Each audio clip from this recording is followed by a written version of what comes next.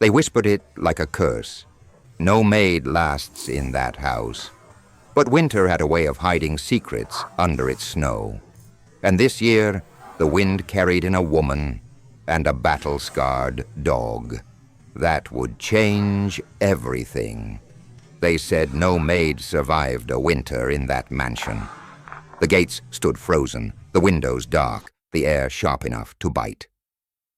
Inside, beneath chandeliers and marble floors, warmth was just an illusion. At its heart ruled Madeline Voss, elegant, ruthless, and cold as the snow outside. She had broken them all, until Emma walked in, clutching her little girl's hand, and followed by a watchful K9. She had no fear, no way back, and one reason to stay, to fight for the only family she had left. Vermont in mid-January was the kind of cold that bit straight through layers of wool and leather, the kind that made breath curl in the air like ghostly ribbons. Snow lay thick on the narrow streets of the small town, pressed flat where cars had passed, piled high on sidewalks where the plows hadn't reached. The pine trees lining the main road were heavy with ice, their branches drooping under the weight.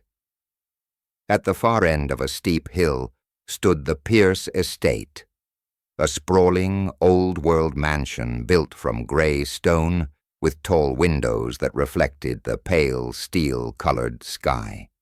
Its most striking feature was the gate, wrought iron painted pristine white and standing in stark contrast to the surrounding snow. Locals had given it a nickname, the White Gate, in winter, and they whispered about the life beyond it. No maid ever lasted more than a month there. The townsfolk would murmur in the corner booth of the only diner in town. It wasn't because the work was too hard, they said. It was because of the woman who ruled the house. Inside, Madeline Pierce reigned. She was 42, a widow for almost a decade, and a woman whose beauty seemed sharpened by the years rather than dulled. Tall and willowy, with sleek chestnut hair always pulled back into a perfect twist, she had pale, unblemished skin and a bearing that spoke of old money and impeccable discipline. Her clothing was always precise. Winter cashmere, tailored coats, boots polished to a mirror shine.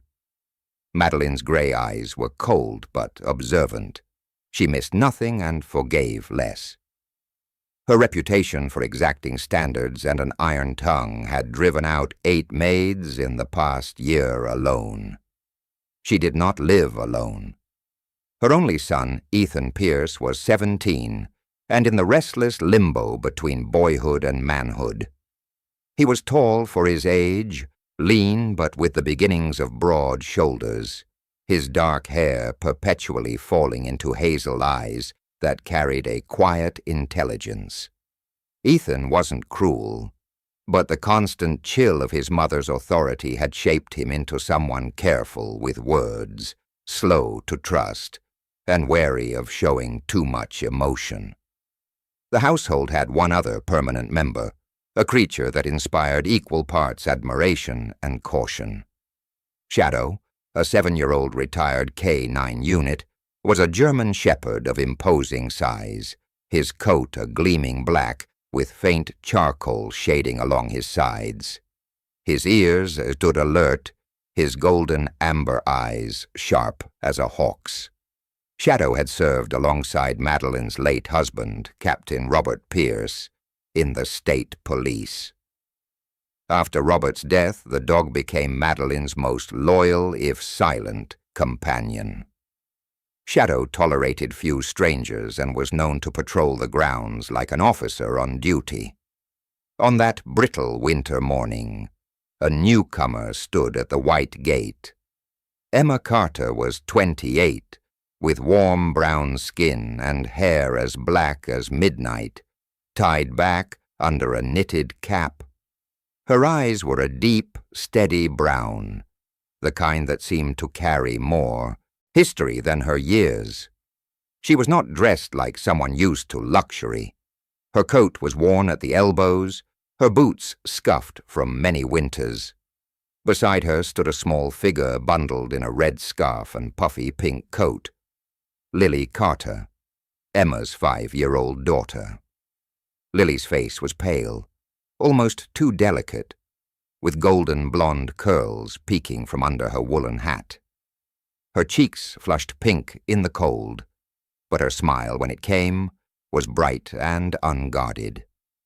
The only visible shadow on her was the faint fatigue in her eyes, the mark of a child with a heart condition who had spent too many days in hospitals. Lily held the leash of the third member of their small party. Shadow. But this shadow was not the mansion's guardian. He was Emma's shadow, a different K9. Also a German shepherd, 5 years old, trained but gentle, his coat a mix of sable and cream. His build was powerful, his movement precise, but his eyes, a soft brown, betrayed his loyalty and affection for Lily. The dog had once belonged to a police unit in a nearby county, but after sustaining an injury to his hind leg, he was retired and adopted by Emma. Since then, Shadow had been both protector and playmate for the little girl.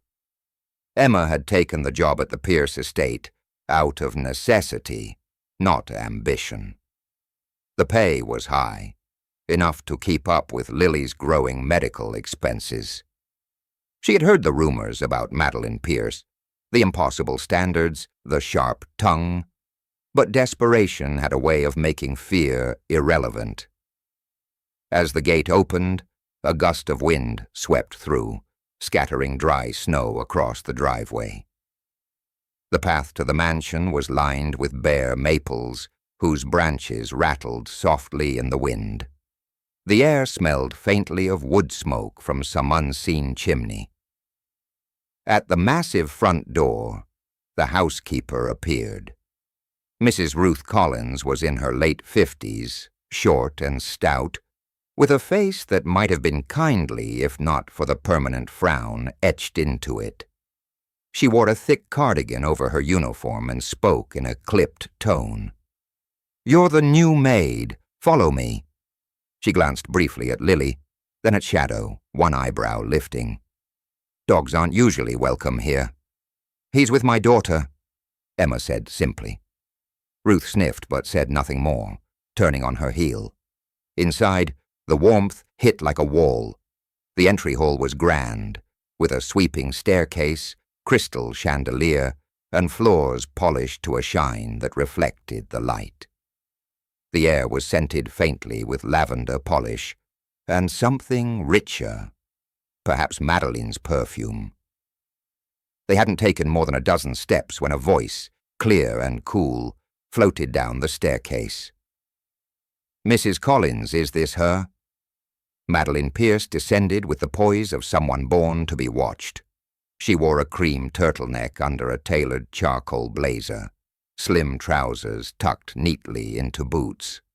Her gaze flicked over Emma, lingering a second longer than polite on the scuffed boots, then moved to Lily, and finally stopped on Shadow. The corners of Madeline's mouth tightened. "The agency didn't mention you had companions." "My daughter and her dog," Emma said, her voice steady. "He's trained. He won't be a problem." Madeline's eyes narrowed slightly, as if deciding whether this would be her first reason to send the woman away. But before she could speak, a new voice interrupted. "Mom?" Ethan's voice was warm but cautious. He had come from the library, a heavy book in one hand. His gaze landed first on Lily, who clutched her scarf shyly, and then on Shadow, who stood calmly but with ears forward. "This is Ethan," Madeline said, her tone light but distant. "My son." Ethan gave a small nod. "Hi." Lily whispered a quiet "hi" back. Shadow tilted his head and sniffed the air, but remained beside Lily, still and watchful. Madeline gestured to Ruth. "Show her to the staff quarters. We'll see if she's still here by the end of the week." Her eyes locked on Emma's. "I expect precision, Mrs. Carter. No excuses." Emma inclined her head. "Understood."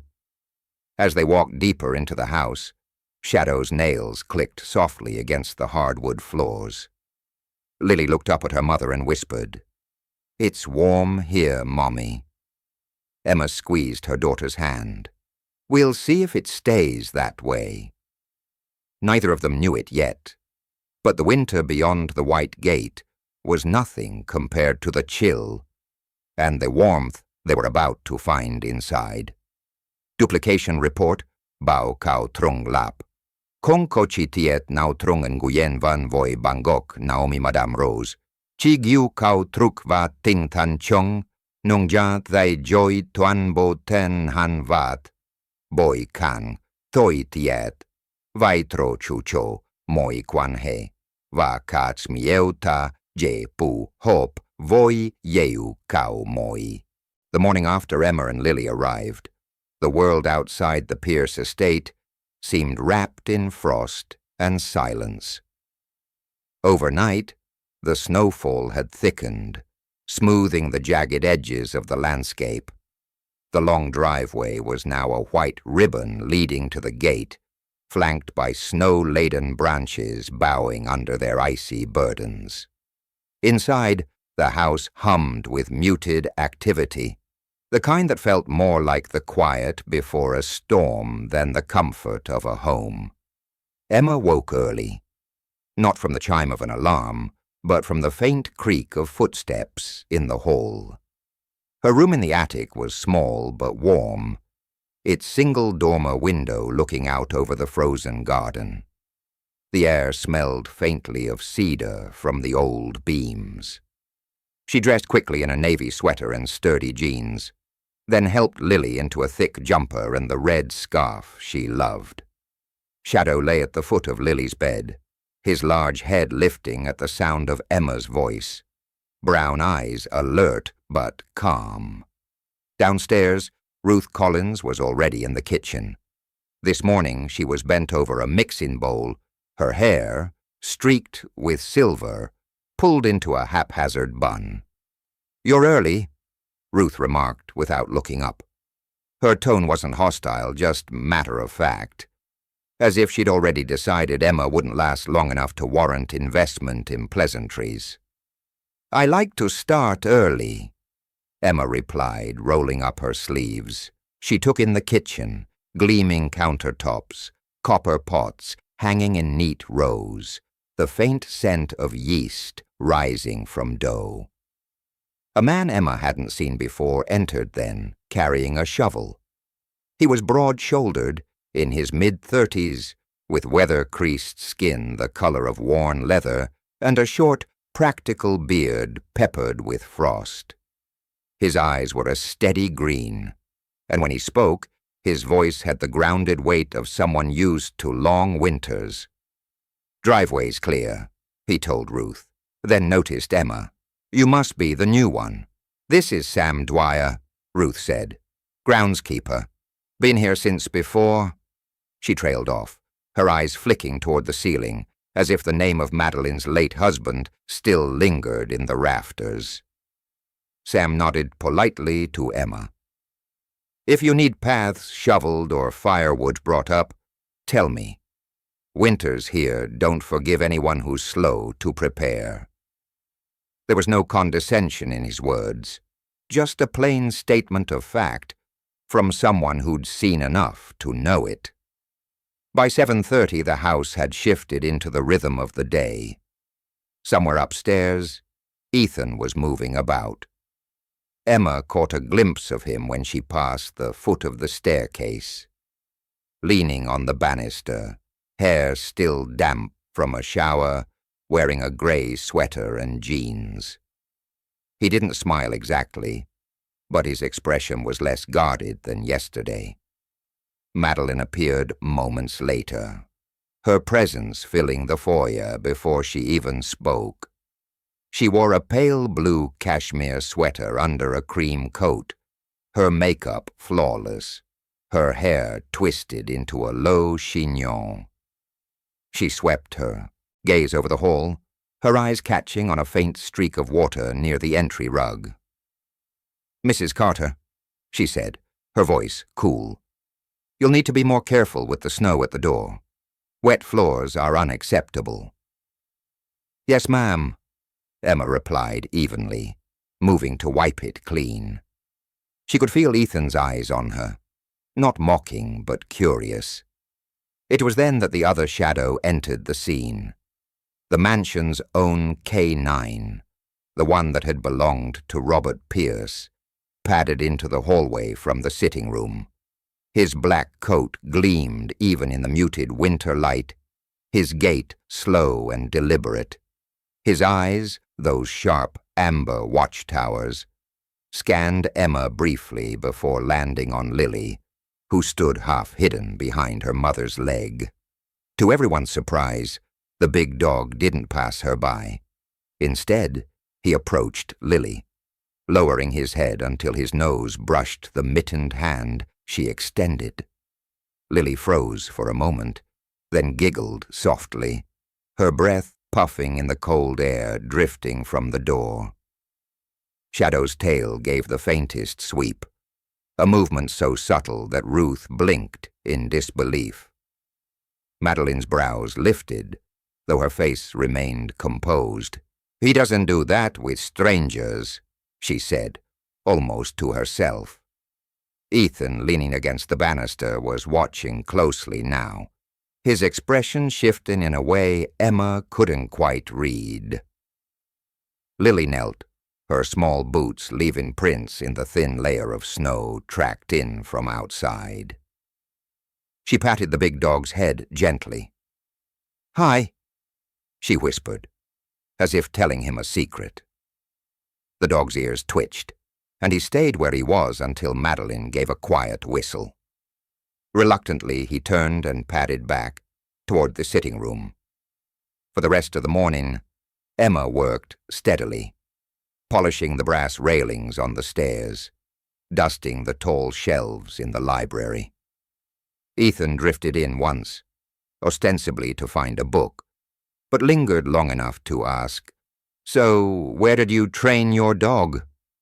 Emma glanced up from the shelf. "Police unit. He was retired after an injury." She didn't elaborate and Ethan didn't press, but there was something thoughtful in his gaze before he left. Later, Sam passed through the hall carrying an armful of logs. "Storm's rolling in tonight," he told Emma.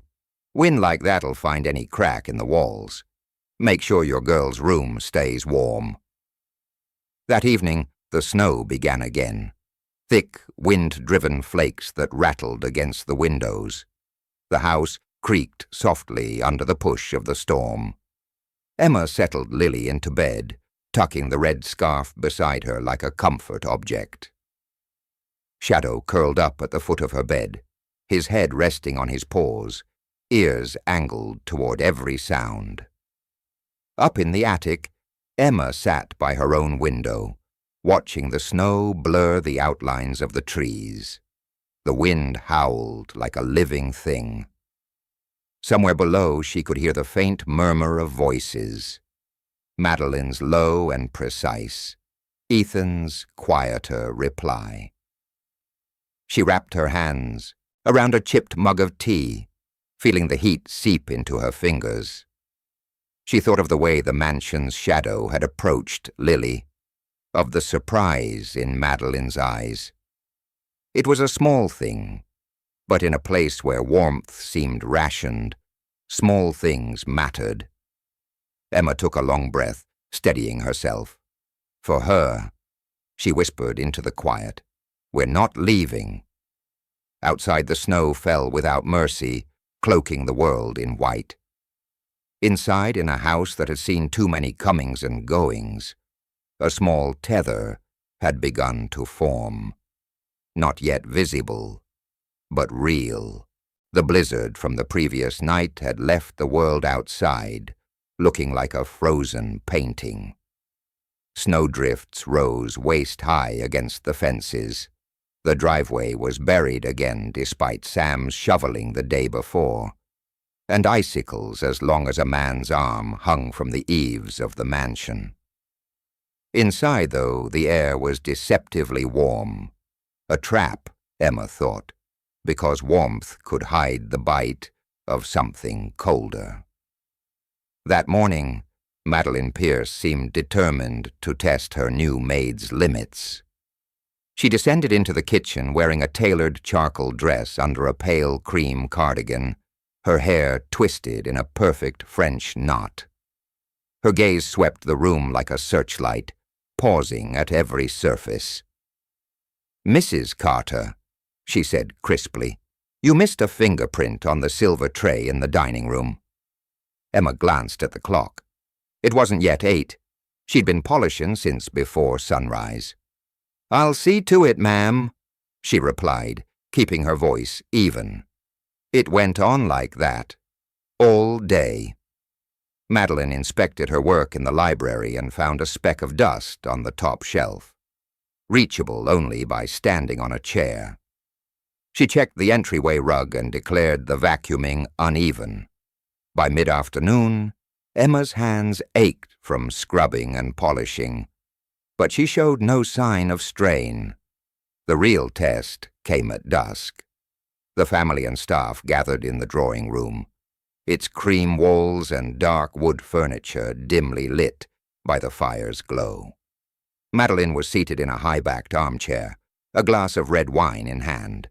She rose, walked toward the fireplace, and as she passed the white wool rug, her elbow accidentally tilted the glass. Crimson liquid splashed across the pale fibers. The room stilled. Ruth's lips pressed tight.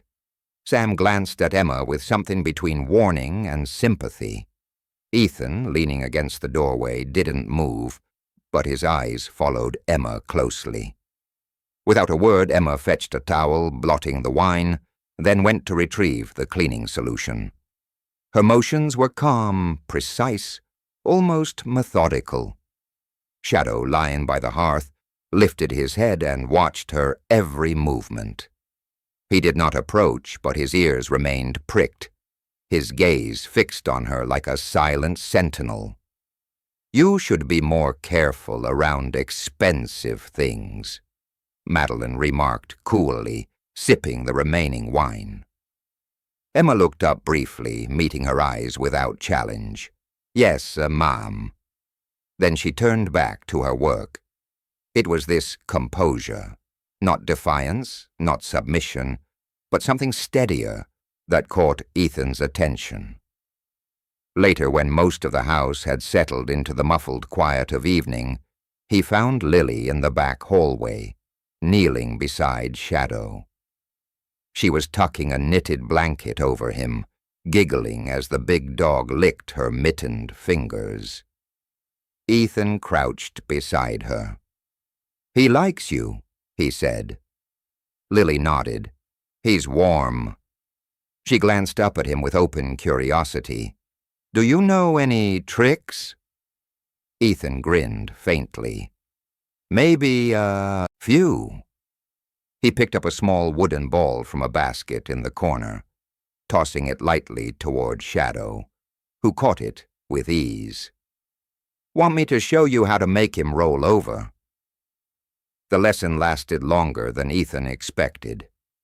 He found himself kneeling in the hall, coaxing the big K9 to follow his commands, while Lily laughed in delight. Her small voice, bright against the quiet of the snow-muted evening, pulled something loose in him, something he hadn't felt since before his father died. Over the next few days, this became a quiet ritual. While Emma worked through Madeline's increasingly elaborate tasks, ironing tablecloths until the folds were razor-sharp, polishing brass doorknobs until they shone like gold, Lily and Ethan would slip outside to clear a patch of snow from the garden path. Sam sometimes joined them, showing Lily how to pack snow into bricks for a fort. Sam's large hands, red from the cold, moved with surprising gentleness when he handed Lily a snowball. "Perfect size for a beginner," he'd say, his green eyes crinkling at the corners. Inside, the two shadows, Emma's sable-coated companion and the mansion's black-coated guardian, began to tolerate each other's presence. The black canine still preferred the hearth, but when Lily went to pat him, Emma's shadow would follow, standing close enough to keep watch, but not enough to intrude. There was an unspoken respect between the animals, as if they understood they were guarding the same small person. Madeline, however, remained unswayed, at least outwardly. One morning she intercepted Emma in the hallway outside the guest suite. "Mrs. Carter, the silver in the display cabinet needs to be rearranged. The large tureen should be in the center. And please make sure it's polished to reflect light properly." Her tone carried no warmth, but her eyes flicked briefly toward the far end of the hall, where Lily's laughter drifted in from the garden. Emma only nodded. "I'll take care of it." Ethan happened to be coming down the stairs just then, his coat half-buttoned. "I'm taking Lily to see the frozen fountain," he said, his voice casual. Madeline's lips pressed into a thin line. "Stay on the property," she instructed, then walked away. That afternoon, as Emma polished the silver, she glanced out the tall dining-room window. In the courtyard below, Lily was balancing on the edge of the frozen fountain while Ethan stood beside her, one hand ready to catch her if she slipped. Shadow sat nearby, alert, his breath misting in the cold. Something about the scene, the snow falling softly over them, the way Ethan's shoulders relaxed when Lily laughed, made Emma pause. She realized that whatever else the winter brought, her daughter was not alone here. That night after the house had gone quiet, Emma stepped into the hallway to check on Lily. She found her daughter fast asleep, the red scarf tucked under her chin. Both shadows curled at the foot of her bed, one black, one sable, both watchful, even in rest. For the first time since arriving, Emma let herself smile in the dark. The fourth morning since Emma's arrival dawned under a heavy quilt of snow clouds. The sky was the color of pewter, and flakes drifted slowly, thick as feathers, muffling the world outside the Pierce estate. The air inside was warmer than the frost-bitten air beyond the white gates, but there was a kind of chill that lingered in certain rooms, one that had nothing to do with the weather. Emma had been up since before sunrise, quietly moving through her chores. She preferred the early hours. The house was still, and the only sounds were the soft click of her boots on polished floors and the occasional creak of the old wood underfoot. Lily remained asleep upstairs, curled beneath a pile of blankets, while Shadow, her shadow, lay watchfully in the corner of the attic room, ears twitching at the distant sound of the groundskeeper's shovel. Emma's path took her to the east wing, a part of the house she hadn't yet had much reason to explore. It was quieter here, the corridors lined with tall windows that looked out over the frozen garden. As she passed the sitting room at the far end, she noticed the door was ajar, a spill of pale winter light stretching across the Persian rug inside. She stepped in quietly, intending only to dust the mantel, but stopped. By the bay window sat Madeline Pierce, not in her usual crisp perfection, but in a loose, soft gray sweater and dark trousers, her feet bare against the cushion of the window seat. Her hair, still smooth, had been left down over one shoulder, and her face, usually composed in cool precision, seemed unguarded. She was gazing out at the skeletal branches swaying in the wind, her lips pressed together, a crease between her brows that was not annoyance but something else. For a moment Emma considered retreating, but Madeline's voice broke the silence before she could step back. "Why are you still here?" she asked, her tone lacking the sharp edge it usually carried.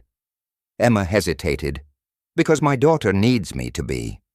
She paused, then added, "And because this job gives me something to hold on to.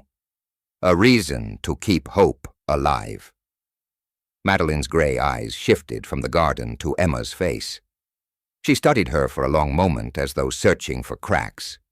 But instead of the dismissive turn Emma expected, there was only a faint nod. From the corner of the room came the soft sound of claws on wood. The mansion's shadow, the black-coated K9, approached silently and sat beside Madeline's legs. Without looking, she rested her hand on his head, and the dog leaned into her touch, a gesture that seemed less about command and more about comfort. Unseen by either woman, Ethan was passing the open doorway. He stopped, leaning just out of sight, and watched his mother. He was used to seeing her in carousel, composed, never allowing anyone to see uncertainty. Now as she sat with the great dog at her side, and her gaze softened just slightly toward Emma, he saw something that unsettled him. Not in a bad way, but in the way that reveals there is more to a person than you thought. The moment passed quickly. Madeline rose, smoothing her sweater, and the familiar mask of composure settled back over her features. "The library shelves need reorganizing," she said, her voice back to its usual timbre. But she didn't look directly at Emma when she said it. Later that day, while polishing the brass sconces in the hallway, Emma encountered a new figure in the household. Mrs. Evelyn Carter. No relation to Emma. Evelyn was a part-time seamstress brought in to repair draperies and alter uniforms. She was in her mid-60s, with tightly curled white hair, a wide, rounded figure, and eyes as blue and bright as polished glass. She had a gentle voice and a habit of humming as she worked.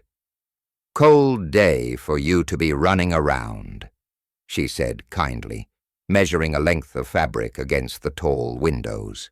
"But it's always cold here, isn't it?" Emma smiled faintly. "Not always." By mid-afternoon, the snow outside had picked up, swirling in thick gusts that rattled the window panes. Lily was in the kitchen with Ruth, helping knead bread dough with small, flour-dusted hands. Shadow sat nearby, occasionally nosing the counter when he thought no one was looking. Ethan appeared then, shaking snow from his jacket, and crouched beside Lily. "Want to see if the ice on the fountain cracked from last night's freeze?" he asked. They bundled up and headed out, the two shadows trailing behind, one bounding eagerly, the other moving with measured grace. Emma watched from the window for a moment before turning back to her work, the faint sound of Lily's laughter carrying up through the cold. That night, as Emma carried a stack of folded linens toward the guest rooms, she passed the east wing again. The door to the sitting room was closed this time, but the faint glow of the lamp inside was visible under the door. She wondered if Madeline was sitting in the window again, watching the snow fall. She didn't linger, but the image stayed with her. For the first time, she thought perhaps the ice that made this house so hard to live in wasn't entirely meant for her. Maybe some of it was a shield Madeline had built for herself. And maybe, like ice in winter, it could melt. The days leading to Christmas brought with them a deep, steady cold that seemed to settle into the bones of Vermont. The sky had been the same pale silver for a week, the sun appearing only briefly before vanishing behind heavy clouds. The Pierce estate, with its white gate and stone walls, looked almost like a snow globe scene. Beautiful, but sealed off from the world. On the morning of December 22nd, Emma was in the pantry, carefully arranging jars of preserves when she heard footsteps in the hall.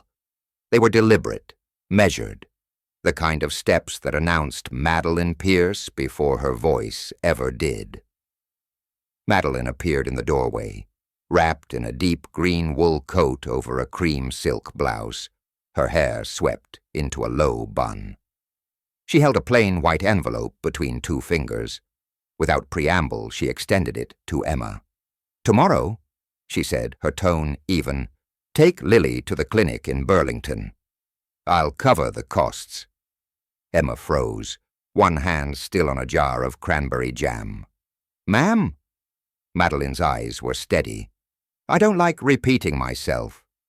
She placed the envelope on the counter. "Everything you'll need is inside. Transport, consultation fees, all of it." Emma hesitated, then opened the envelope enough to glimpse the neatly stacked bills inside.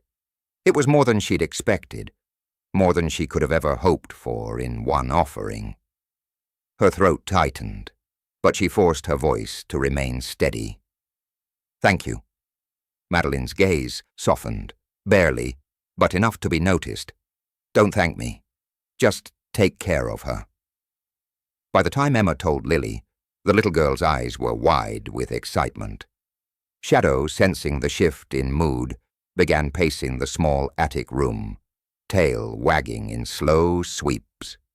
When Lily laughed, he bounded in a quick circle, his large paws leaving smudges of melted snow on the worn rug.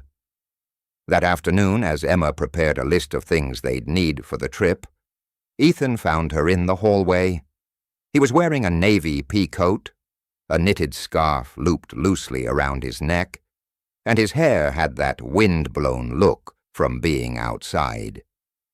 "I heard you're taking Lily to Burlington tomorrow," he said, leaning casually against the doorframe. Emma nodded. "Yes, your mother isn't as cold as she pretends," he finished, a faint smile tugging at his mouth. "Mind if I come along? I can help carry things, keep her company. And—" he hesitated, glancing toward the staircase. "I'd like to see Burlington before the snow gets too deep." Emma studied him for a moment, noting the careful tone. Neither pity nor obligation, but genuine interest. "If you're sure." The next morning dawned pale and brittle. The wind cut like glass as they stepped out to the waiting SUV. Sam Dwyer was at the wheel, bundled in a thick parka, his gloved hands gripping the steering wheel. "Roads'll be slick in places," he warned, his green eyes meeting Emma's in the rear-view mirror. "We'll take it slow." The drive into Burlington wound through forests blanketed in snow. The trees stood like sentinels, their branches heavy with ice, and every so often a deer would appear at the roadside, motionless as a statue. Inside the car, the heater hummed. Lily's small hands cupped around a travel mug of cocoa Ethan had handed her before they left. They arrived at the clinic, a modest brick building with frosted windows, just before noon. Inside, the air smelled faintly of antiseptic and pine cleaner. The receptionist, a petite woman with cropped blonde hair and a cheerful smile, greeted them warmly. Her name tag read Karen Lewis. Karen's voice was soft but efficient as she checked them in, explaining that the pediatric specialist was running only a few minutes behind. The doctor, Dr. Jonathan Reed, was a tall man in his early 50s with salt and pepper hair and a reassuring calm about him. His square jaw and faint crow's feet gave him the look of someone who smiled often, even in hard moments. He examined Lily with practiced gentleness, speaking in terms she could understand while keeping his medical explanations clear for Emma. "She's stable," he said finally, "but we'll need to keep monitoring her closely. Today's tests will help us decide the next steps." Lily endured the blood work and scans with quiet bravery, Ethan sitting beside her and distracting her with stories about the time Shadow chased a squirrel up a tree. By the time they left the clinic, the wind had picked up again, whipping across the parking lot. Ethan pulled Lily's scarf higher over her nose before helping her into the SUV. On the ride back, Emma stared out at the snow-covered hills, feeling an unfamiliar warmth settle in her chest. It wasn't just the financial help. It was the fact that someone in this house had chosen to step forward for her and her child. They returned to the estate just as the early winter sunset turned the snow to shades of pink and lavender. The white gate swung open, and Sam steered the SUV into the long driveway. In the courtyard, Madeline was standing in a long camel-colored coat, Shadow, the mansion's shadow, at her side. The big dog's ears pricked as the SUV pulled up, his golden eyes following Lily as she stepped out. "How was it?" Madeline asked, her voice still controlled but quieter than usual. "It went well," Emma said. "Thank you." Madeline gave a short nod, then turned to Lily. "I trust you were brave?"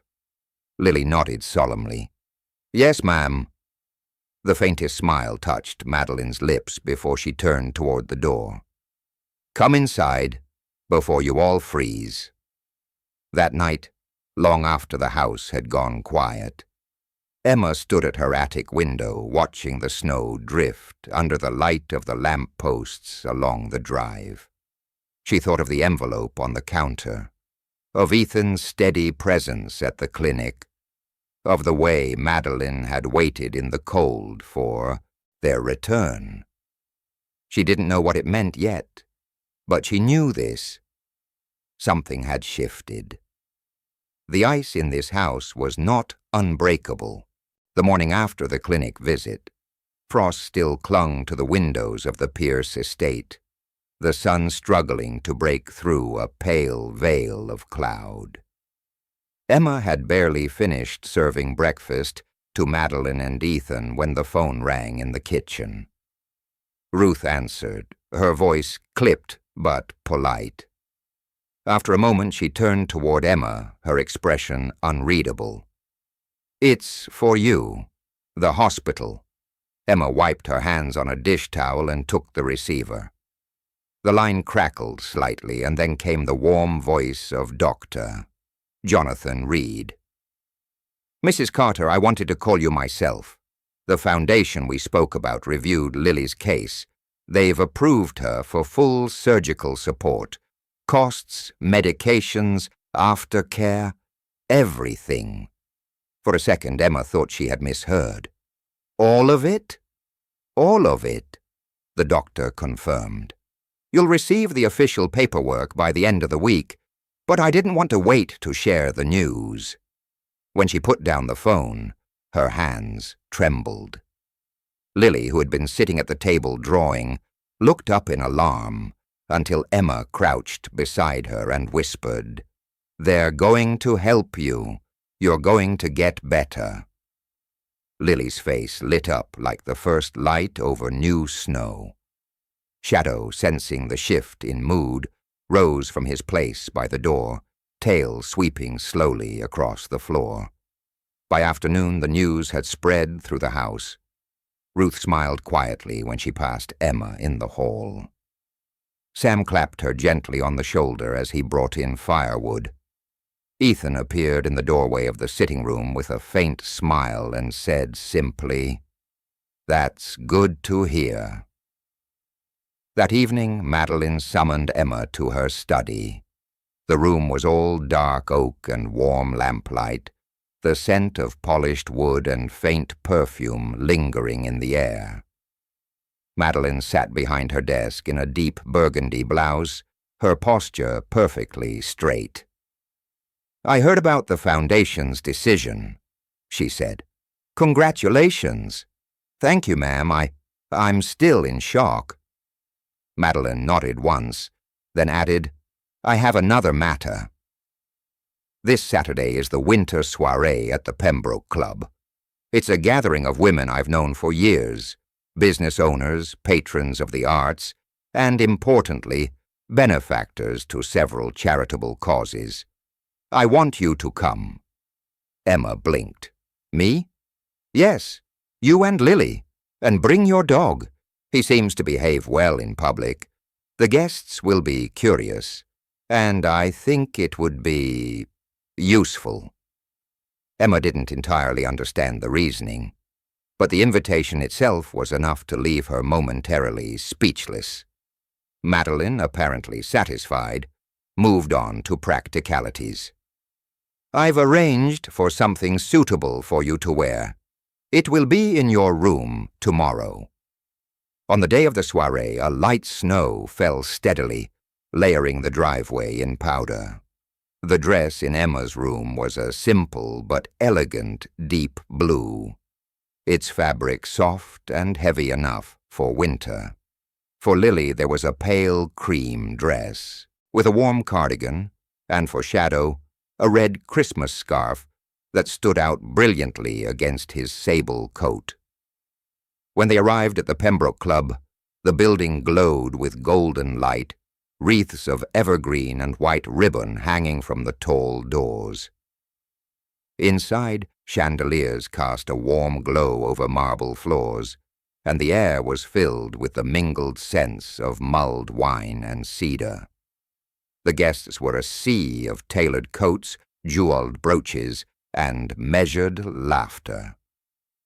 Madeline moved among them with the ease of someone who belonged, introducing Emma and Lily to women whose names sounded like they belonged in the society pages.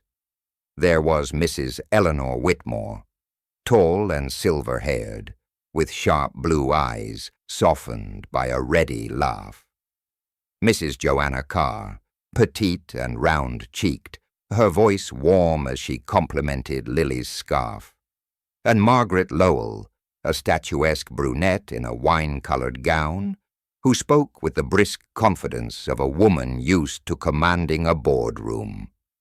Ethan, who'd been standing near the bar talking with an older man in a gray three-piece suit, noticed Emma from across the room. His gaze lingered, not in the casual way of a boy observing a servant, but in the attentive way of someone seeing a person in a new light. In the warm gold of the chandeliers, with Lily holding her hand and Shadow at her side, Emma no longer seemed like just the maid in the attic. The evening unfolded in a blur of introductions and polite conversations. Lily charmed several guests by shyly answering their questions, and Shadow behaved impeccably, standing still when petted, his eyes always tracking Lily's movements. At one point, Mrs. Whitmore leaned toward Madeline and murmured something that made the older woman glance toward Emma with a look that was almost, but not quite, approval. When the night drew to a close, the snow outside had thickened, crunching underfoot, as they made their way back to the car. In the back seat, Lily leaned sleepily against Emma's arm. Shadow curled protectively at her feet. Ethan, seated across from them, caught Emma's eye and offered a small, genuine smile. "You did well tonight," he said quietly. As the Pierce estate came into view, its windows glowing against the winter dark, Emma felt something she hadn't expected. Not just gratitude for the help Lily would receive, but the faint warmth of belonging to a place she had once thought was nothing but cold stone and rules. The January morning of Lily's surgery was a study in stillness. Vermont lay under a deep quilt of snow, the air sharp and crystalline, the horizon blurring where white sky met white earth. The Pierce estate was quiet, its long driveway freshly cleared by Sam before dawn. Inside, the usual rhythm of the house was absent. Even the ticking of the grandfather clock seemed to hush itself. Emma, wrapped in a thick wool coat, sat beside Lily in the back seat of the SUV as Sam drove toward Burlington. Ethan had insisted on coming along, bundled in a black peacoat, scarf wrapped snugly at his throat. He didn't say much, but every time Emma glanced over, he was watching Lily, not out of worry alone, but with a quiet determination, as if his presence alone could guard her. At the hospital, Dr. Jonathan Reed met them in the lobby. His hair was slightly mussed, as though he'd been reviewing patient files since before sunrise. "We're ready for her," he said, crouching so he was eye level with Lily. "This will take some time, but you're in good hands." The surgical team moved like a practiced orchestra. There was Dr. Maria Soto, a petite woman in her 40s, with dark, curling hair tucked under her surgical cap, and a calm voice that seemed to lower everyone's pulse. Nurse Henry Clark, tall and lean, with a neatly trimmed beard, adjusted Lily's blanket with surprising gentleness for his large hands.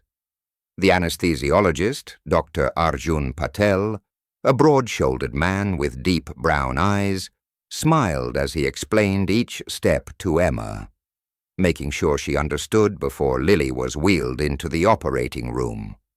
Hours passed in the waiting area, the snow outside falling in slow, deliberate flakes. Ethan paced more than he sat, occasionally glancing toward the double doors.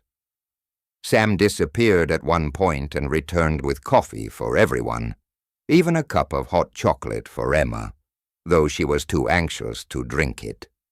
When Dr. Reed finally emerged, his surgical cap in hand, Emma felt her chest tighten. His smile was tired but warm. "It went perfectly," he said. "She's in recovery now. You can see her soon." Emma's knees nearly gave way, but Ethan's steady hand on her elbow kept her upright. She hadn't realized until that moment how much hope had been holding her together, and how heavy that hope had been. 2 days later, when they returned to the Pierce estate, the transformation was startling. Wreaths of evergreen and red ribbon hung along the railings, and golden lights twinkled across the windows. Inside, the scent of cinnamon and pine filled the air. Ruth had outdone herself. Even the mantel was lined with garlands dusted with faux snow. Madeline stood in the foyer in a tailored cream suit, her hair swept elegantly over one shoulder. She didn't smile widely, but there was a brightness in her eyes as she looked at Lily, who was bundled in a soft white coat and wearing a matching knit hat. "Welcome home," she said simply. Shadow padded forward, tail wagging in wide arcs, and pressed his head gently against Lily's side. The girl giggled, her cheeks flushed, and knelt to wrap her arms around his neck. Ethan appeared from the side hall with a pair of wool gloves in his hand. "Come on," he said. "Let's see if you still remember how to throw a snowball." They stepped outside into the courtyard, where the snow lay thick and untouched. Shadow bounded ahead, plunging his muzzle into the drifts before leaping back, scattering powder into the air. Ethan showed Lily how to pack the snow tight, then feigned surprise when her first throw hit him square in the chest. Laughter echoed against the stone walls. Inside, Emma stood beside Madeline, watching them through the window. "You didn't have to do all this," she said quietly, gesturing toward the decorations. Madeline's gaze remained fixed on the courtyard. "I didn't do it for show." Then turning to meet Emma's eyes, she added, "You haven't just kept this house in order, Miss Carter. You've brought something back it had lost for a long time." Emma felt her throat tighten. Before she could reply, Ethan came in, cheeks flushed from the cold, carrying 2 mugs of steaming cocoa. He handed one to her, his gloved fingers brushing hers. "This winter," he said, his tone warm, "feels like a beginning, not an ending." In that moment, with the snow falling outside and the house aglow with light, Emma realized something remarkable. This place, once only a means of survival, had become something more. A home. The days that followed Lily's return were stitched together with the quiet rhythm of recovery and the soft murmur of life resuming. Vermont's winter still gripped the land, but the harshness seemed softened now. The snow no longer looked like a barrier, but like a blanket. The Pierce estate hummed with a new energy, not loud or boisterous, but warm, like a hearth fire that burned steady. Shadow had claimed his usual place by the grand stone fireplace in the sitting room. His massive black frame stretched across the rug, his breathing slow and even. His golden eyes followed every movement in the room, especially when Lily was near. If she coughed or shifted uncomfortably, his head would lift immediately, ears pricked. Emma found herself seeing the house differently. Hallways that once felt cold and cavernous now seemed lined with memory, the spot where Lily had first tripped and laughed at herself, the narrow landing where Ethan had once stood watching her in silence, the kitchen where Ruth had begun to hum while cooking again. Ruth herself, in her late 50s, with warm brown eyes set into a face, mapped by years of work and worry, had softened toward Emma, occasionally pressing an extra cookie into Lily's hand or leaving a steaming cup of tea at Emma's place at the table without a word. Ethan had also changed, or perhaps Emma thought she was only now seeing him fully. At 17 he carried himself with the lanky ease of youth, but his face bore a sharpness in the jawline that hinted at the man he was becoming. His eyes, the same clear gray as the winter sky, no longer held the guarded suspicion they once had. They spent more time together, sometimes shoveling snow from the walkway, sometimes walking into town with Lily and Shadow in tow. One afternoon they stopped at Mrs. Clara Hewitt's bakery, a small shop that smelled perpetually of cinnamon and fresh bread. Clara herself was a cheerful woman in her 60s, with rosy cheeks and a halo of white hair that escaped her bun in wisps. She greeted them with the ease of someone who knew every face in town. "Back in the world, little one," she said to Lily, placing a warm muffin into her mittened hands before Emma could protest. Shadow sat patiently at the door, his breath clouding the glass, his presence drawing fond smiles from passing customers. As February waned, the snowstorms grew gentler. The sun lingered longer in the sky, and the icicles hanging from the eaves began to weep tiny drops of water each afternoon. One evening, just before sunset, Ethan suggested a walk. The air was calm, the snow falling in lazy spirals, the light shifting from gold to rose. They followed the path behind the estate that wound past the frozen pond, Lily skipping ahead with Shadow bounding beside her, their tracks leaving a double trail in the powder. Halfway along, Lily stopped to gather a handful of snow, shaping it clumsily into a ball before hurling it toward Shadow. The dog caught it, midair in his jaws, then shook his head as if to say he'd won. Her laughter rang out against the stillness. Emma stood watching, arms tucked close against the chill. She felt Ethan step beside her, his shoulder brushing hers. His voice was quiet when he spoke. "I know this wasn't the life you imagined when you came here," he said, his gaze fixed on Lily and Shadow. "But I can't. I don't want to imagine the estate without you and her now." She turned to look at him, the setting sun catching in his eyes. He hesitated, then reached for her hand, his grip tentative but certain. "I want every winter to have you and Lily in it." For a moment the only sounds were the faint crunch of Lily's boots and the soft huff of Shadow's breath. Emma smiled, her fingers curling around his. "Then we'll just have to make sure they do," she said. Lily, catching sight of them, ran back and threw her arms around Shadow's neck. "We're a family now," she whispered into his fur, as if telling him a secret. Shadow's tail thumped in slow agreement. By the time they returned to the estate, the first stars were peeking through the pale lavender of the twilight sky. Inside, the fire roared, casting a glow over the garlands that still clung stubbornly to the mantel. Winter still lay white and unbroken across the hills, but in the heart of the house, warmth had taken root, the kind that could outlast the snow. Perhaps the greatest miracles are not thunderclaps from the sky, but the quiet moments when hearts are warmed, wounds are healed, and strangers become family. On a snowy winter, God placed Emma, Lily, Ethan, and even Shadow in the same home. Not by chance, but by grace.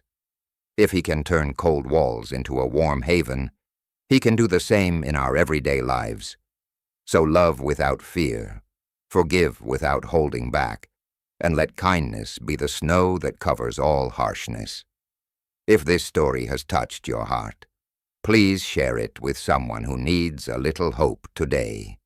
Leave a comment with your thoughts, subscribe to the channel so you won't miss the next story, and join us in spreading love and light. May God bless you and your family, and may His peace keep you warm in every season of life.